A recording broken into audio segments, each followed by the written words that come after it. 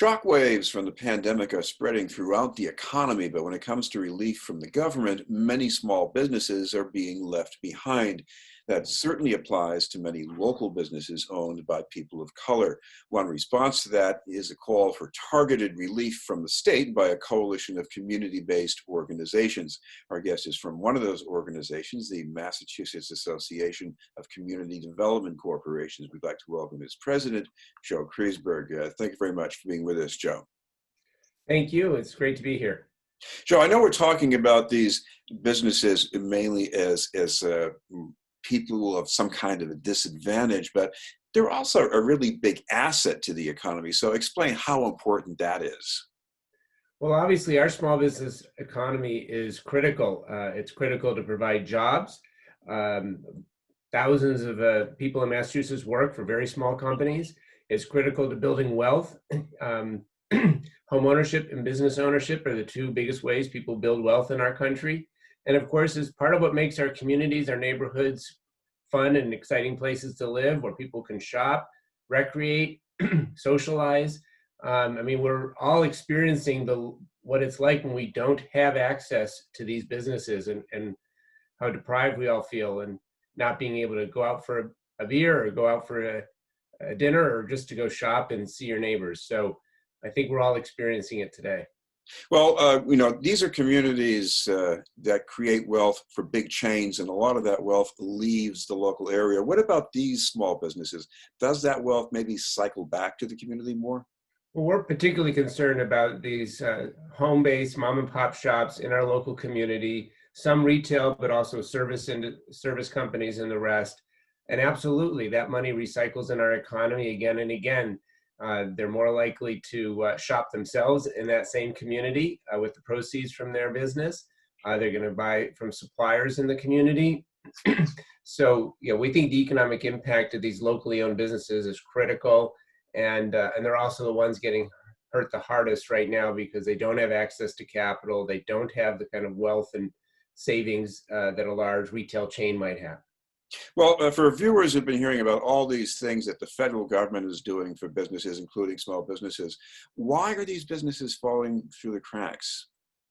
Well, the federal government response on small business has been extraordinary. We're up now to $670 billion. It's really hard to fathom. But the core problem with that program is that it's on a first come, first serve basis. So what it has created is a mad dash for cash all over the country, with small businesses with maybe 2 or 3 employees competing against businesses with 400 or 500 employees. And so obviously the bigger companies have banking relationships, they have accountants, they have lawyers. As soon as this thing passed Congress, those folks were working to prepare their application. Applications opened, I think it was Friday, April 6th.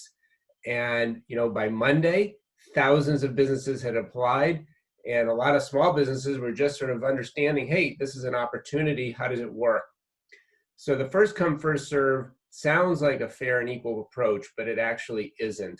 And then having businesses that are 400 or 500 employees competing with businesses with 4 or 5 employees is simply not fair. Well, looking at the agenda being supported by the coalition here, I think the largest item is for the Massachusetts Growth Capital Corporation. Mm-hmm. How would that help? Well, so we're looking at a comprehensive strategy at the local level, and our view is that the federal government is injecting billions of dollars. We can't compete with that. The state can't afford that. So we need a targeted approach to fill the holes that are being left by the federal response. And that really starts with our first and most critical recommendation, honestly, which is the small business technical assistance.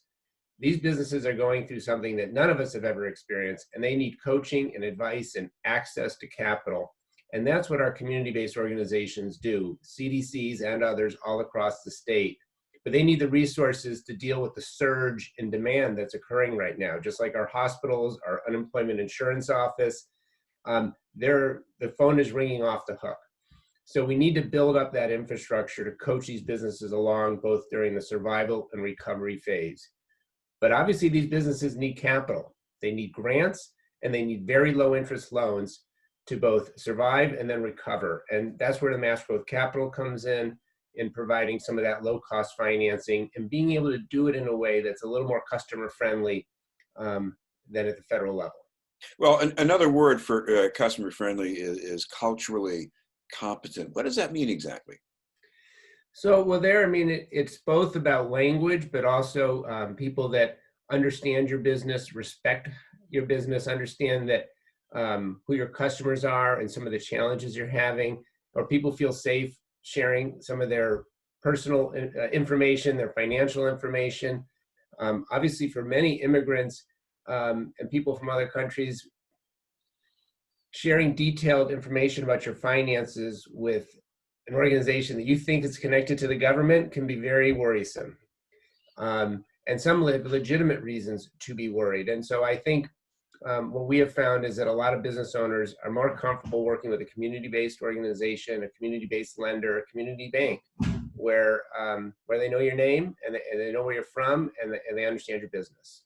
Now, these days, an immigrant business can be something essential. It can also mean an immigrant who runs a limo service, and people are not using limos these days. So what do you do with something like that? Well, this is one of the other problems with the federal response is it does not distinguish between companies that are completely shut down, a restaurant or a retail store where they have zero revenue, versus other companies, and it could be a limo or transportation service where their revenue might be down 50%. And then other companies, their revenue might only be down 10 or 15%, like a pizza shop that can still do takeout and deliveries. And so the level of need is very different. If your revenue has dropped 10 to 20%, that's bad, but it's survivable versus zero, or 100% decline in revenue. And so one of the problems with the federal program is it requires you to maintain your staff in order to access the loan. Well, if your staff aren't legally allowed to work, it doesn't make a lot of sense to borrow money from the federal government to pay staff who can't do anything just so you can get a forgivable loan. Most businesses are having their employees go on unemployment. Thankfully, we have a fairly generous unemployment insurance program right now. What the businesses really need is they need grants to cover their rent and their debt service. So if they're limo service, they probably borrowed money to buy those cars. They need to pay those loans. They need some help with that. Insurance, cover those fixed costs during this shutdown so they have a chance when the recovery begins to happen to begin to build back their business. But no doubt we're on unprecedented waters. I mean, we've never seen this kind of a shutdown at this length of time across the entire country or globe, really. And so a lot of businesses are going to have to rethink their approach, rethink supply chains, their pricing, their markets, and sadly, some are not going to be able to survive, and that's part of why the recovery is going to be slow. One of the other things on the agenda here is help for community development corporations so they can help other people. What would that mean exactly? Well, as you know, community development corporations in Massachusetts are in every kind of community, urban, rural, and suburban, working to provide housing, business opportunities, and economic opportunities for low and moderate income people. And like every nonprofit, these are tough times. We're going to see a decline in philanthropy. We're going to see a decline in government contracts. And for CDCs, many of whom own a lot of rental housing, we're seeing a decline in rent payments. Now, thankfully, I think most of our members are reasonably strong financially, have some reserves. A lot of our housing obviously is subsidized by the government, and those subsidies are still in place. So I don't think our members are facing, a catastrophic situation. Certainly not like some of these businesses who are being forced to close completely. But the demand on our services is growing, and the resources are probably going to be flat for a while. Thankfully, the payroll protection program does allow nonprofits to apply, and many nonprofits have. But our members are focused on ensuring, first and foremost, that people can stay safely and stably housed, and that our residents in our buildings are getting the food and health care that they need, that the children have access to the internet so they can participate in school. And then many of our members are working, to support the local business community as best they can. One of the other things going on here with the businesses falling through the cracks is that we have a racial divide being exacerbated. How does this agenda address that? Well, we're seeing that both on the health side and the economic side. So we're more and more data coming forward that the pandemic, that the COVID-19 is hitting communities of color harder. But clearly on the business and economic side, the same is true. We surveyed about 500 businesses across the state, and 42% said they were going to rely on personal savings in order to ride out the storm. And we know there's tons of data that uh, Black and Latinx households have less wealth than white households. And it's not a surprise. We have 350 years of systemic racism and discrimination that's caused that. So to the degree people are relying on their wealth, we know that puts a lot of folks at a big disadvantage. And that just gets compounded when you have a program like the PPP that is first come, first serve, with big companies competing against little companies. We also know that people of color are less likely to have a banking relationship.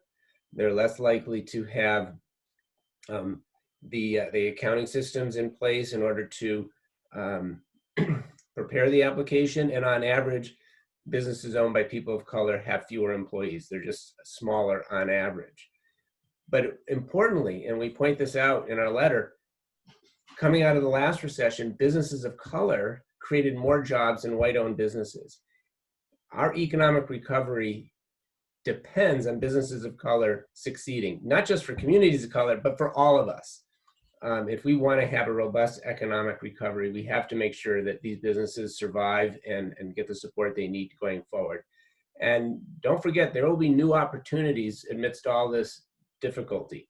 New businesses will form to fill in new needs. And, we've heard of, companies that are now making personal protective equipment and other things like that. So there are a few companies seizing opportunity, and we have to help those as well. Well, going all the way back to when that recovery started to kick in, whether you count 6 or 8 or 10 years ago, one of the biggest things for CDCs to be doing was to create more housing to handle economic growth and pressure in the housing market. But, given the uncertainties now about the housing market, what does that mean for the CDCs? Well, I think it's a little early to tell, but I think we know some things from past experience, because we have been through economic recessions before. And so I think it's reasonable to expect that land prices and housing prices are going to decline. Rents might decline, and in some ways that could be a good thing. But if incomes are declining just as fast or faster, then it doesn't really help. In the short term, it's going to make it harder to develop affordable housing. In Boston, Cambridge, Somerville, we have a complete ban on construction. In other parts of the state, things are moving slowly, and it's going to take a long time to catch up. There's going to be a huge backlog. There are going to be supply chain problems. There are going to be workforce problems. So I think it's going to slow down production quite a bit in the short term. I think the big question is, do we see kind of a collapse of the housing market like we did in 2010, where we start to see a wave of foreclosures and home equity disappearing? I think that's not as clear. I mean, certainly if this goes on too long, that becomes more likely. But this recession isn't caused by a housing bubble the way the last one was. So I think most people think the housing market's going to be a little more resilient.